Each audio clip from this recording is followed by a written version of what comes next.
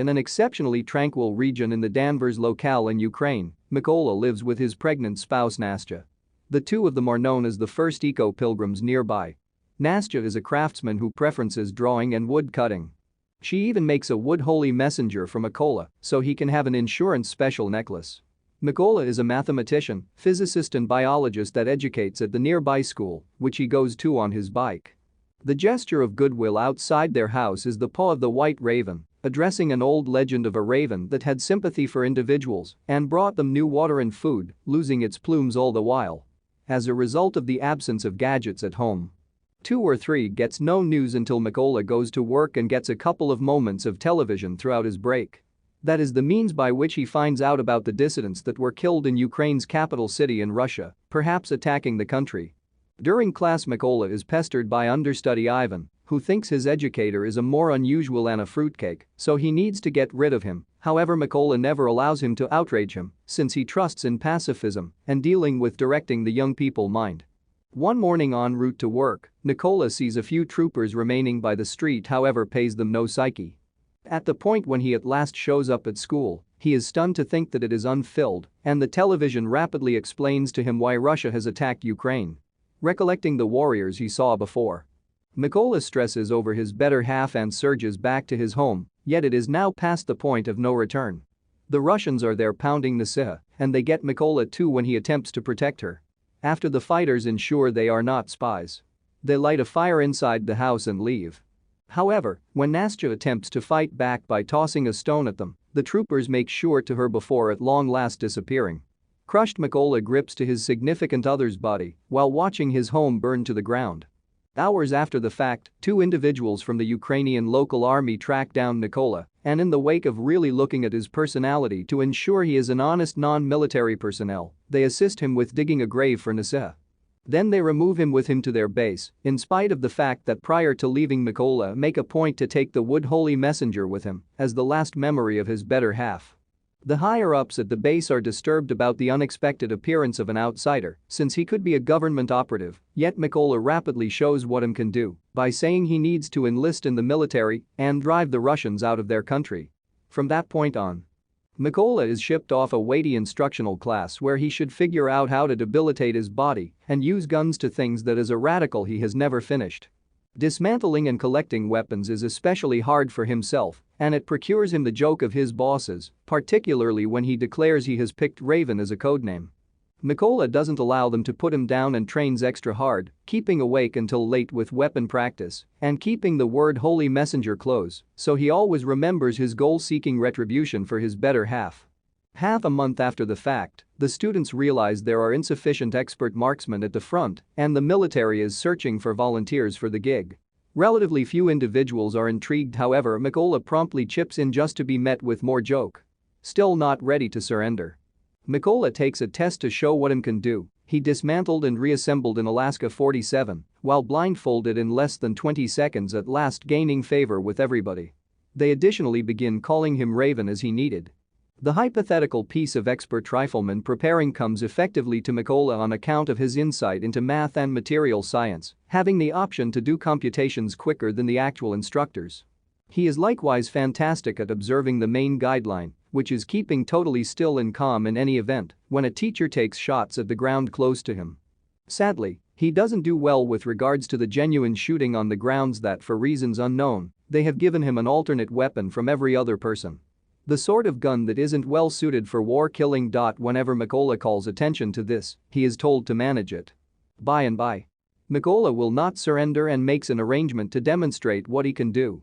The last expert sharpshooter test is during the evening, and learners should shoot when a flare shot by the teacher gives them enough light around their subjects. In any case, Mykola doesn't as yet shoot. He utilizes the light to work out the distance, and when the test is finished, then he shoots under complete obscurity and stirs things up around town precisely in the middle, something no other person may do. This permits Mykola to graduate with the most elevated score and turns out to be relegated to a 5-star unit. For his most memorable mission, Mykola and his kindred marksmen should free a significant designated spot that has been caught by the Russians. The group effectively slips into the area without being recognized, and every marksman gets doled out an objective. Be that as it may, when they are going to shoot, they should stop the arrangement on the grounds that the regular citizen vehicle moves toward the designated spot.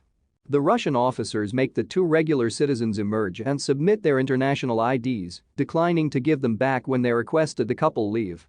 The man sets a scene as he expectations to be given his things back, making the Russian fighters answer with savagery. Mykola's group sees this and promptly goes after killing each officer with speedy effective shots, including the person that attempts to keep the regular citizen lady locked down. When the mission is finished, the group balances the Ukrainian banner to retake control of the designated spot. At the point when they return to base Mykola, here is his kindred beginners have left on an alternate mission. So he utilizes this snapshot of free time to visit the school he used to work at, ending up profoundly moved by the barren sight of the dusty homerooms. The following day when the other group returns, Mykola is hit by the hardest of information. One of his companions has kicked the bucket because of a faux expert marksman. This adds to the rundown of motivations behind why Mykola needs to pursue retribution for the following mission. Mykola's group conceals a lot of explosives on trees behind leaves before they conceal in the grass, while trusting that their foe will show up when the Russian fighters show up in the woods as reports that expected. Mykola wonders whether or not to shoot since he sees something he can't really accept, that Ivan has enlisted in the Russian armed force and is coming this way with their other foes. He wakes up when the commander orders him to shoot. Mykola stirs things up around town, killing each Russian officer including Ivan. At the point when the commander gets some information about and hears Mykola's clarification, he answers Ivan had gone with his decision. Later throughout a break, Mykola and the chief bond over their recollections of home. The chief conveys with him an image of his family and makes sense of he has a concurrence with his significant other not to tell his girls the idea of his work, so they think he is away on a work excursion. Consequently, Mykola shows him the word holy messenger, making sense of it represents his own loved ones. A couple of days after the fact, the Ukrainian powers figured out how to get the channels by the boundary, so the expert sharpshooter group gets ready to sit tight for the Russian powers that are preparing to attack this district, keeping the heavenly messenger with him consistently. Mykola prepares to go about his business, yet he loses his typical tranquility when he sees that among the showing up Russian officers, he can see the man that killed his significant other, frantic for vengeance. Mykola continues to request authorization to shoot, and the skipper turns him down each time in light of the fact that the foe isn't in the right position yet. At last, Mykola becomes weary of stalling and shoots in any case, raising a ruckus around town, yet in addition, offering their area to a secret foe expert rifleman that quickly fights back and kills the commander as the Russians open discharge on them. Mykola needs to drag the commander's body through the field while avoiding each disaster and each bomb. Hours after the fact, when Mykola at long last returns to the base, his unrivaled commitments there will be an examination to figure out the expert marksman that killed the chief, and when they at last find him, they will call him Mykola to deal with him. In the interim, Mykola is overpowered with culpability and chooses to hurl himself entirely into solo missions to compensate for his slip-up. His marksman abilities are still right on track, and he figures out how to bring down numerous Russian fighters, yet without anybody keeping him aware of things. He likewise gets excessively dangerous and winds up with an injured arm brought about by a faux projectile.